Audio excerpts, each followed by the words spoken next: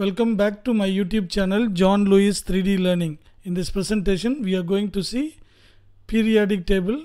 So two of the periodic properties, metallic character and non-metallic character. So first of all, what is metal? Those elements which have a tendency to lose their valence electrons and form a positive ion are considered metals. For example, if you take sodium, if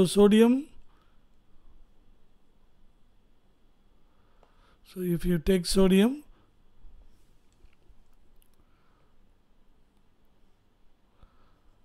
sodium has 11 electrons in it. Therefore, this is the nucleus, protons and neutrons will be present. So in the first orbit 2 electrons, second orbit 8 electrons, and third orbit only 1 electron. So totally 11 electrons.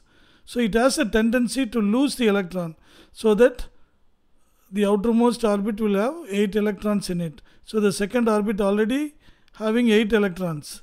Therefore, by losing that 1 electron in the third orbit, it attains the stable structure. So therefore, the tendency of sodium will be more. Therefore, it will be considered as a positive ion because it is losing that electron. So those elements which have a tendency to lose their valence electron and form a positive ion are considered metals.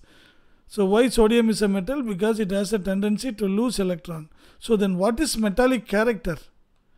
The ease with which an atom can lose its valence electron to form a positive ion is called metallic character. So even though it is willing to lose that electron, how easy with which it can donate that electron or it can lose the electron. So that tendency, that is what is called the metallic character. Greater the tendency to lose electron, higher will be the metallic character, isn't it? Okay, now let us see what are metallic character depends on, as usual, the same two factors, atomic size and nuclear charge. Greater the size, higher the metallic character. Therefore, when we go down a group, what will happen? Atomic size increases. Therefore, the metallic character will increase.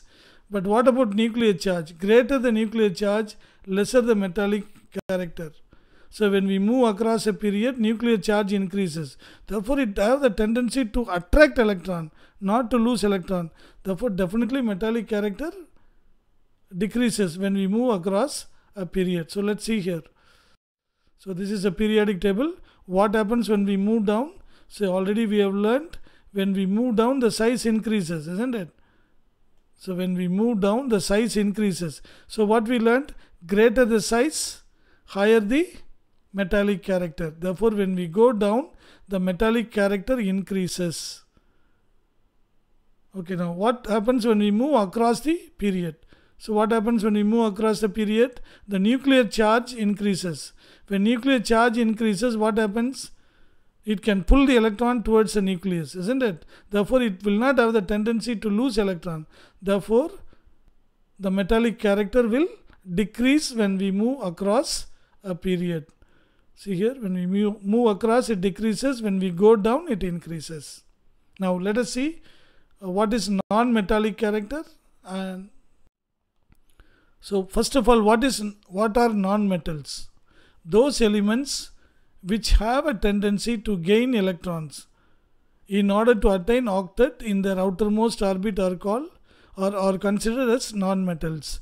So metal means what? That will have the tendency to lose one electron. Non-metal means the tendency to gain one or more electrons in order to attain the octet structure.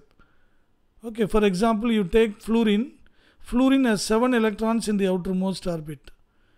So if you take fluorine, so in the first orbit it will have 2 electrons, and in the second orbit it will have 7 electrons.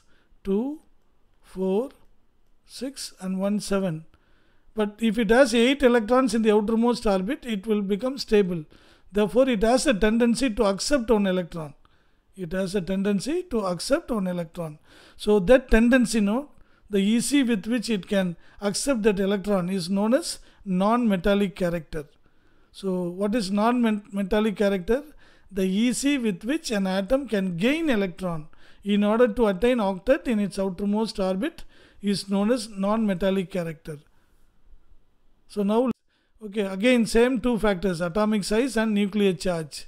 Greater the size, lesser the non-metallic character. And what will be nuclear charge? Greater the nuclear charge, higher the non-metallic character. Because the tendency to gain electron, no, therefore greater the nuclear charge, it can pull the electron easily. Okay, now let's go and see in the periodic table.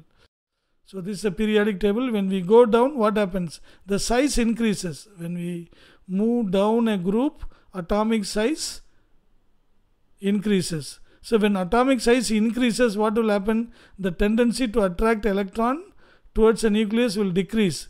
Therefore, non-metallic character will decrease when we go down a group.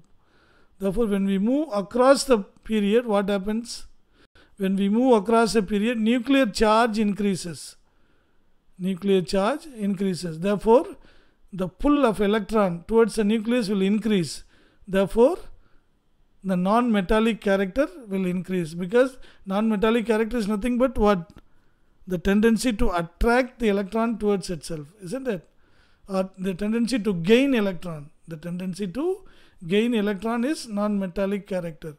Therefore, across the period it increases. Down the group it decreases.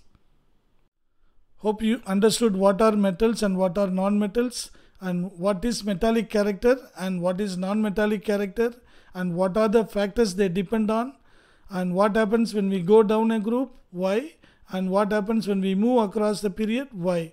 All these things we have learnt very clearly. Thank you very much for watching. Until we meet next time. Bye bye.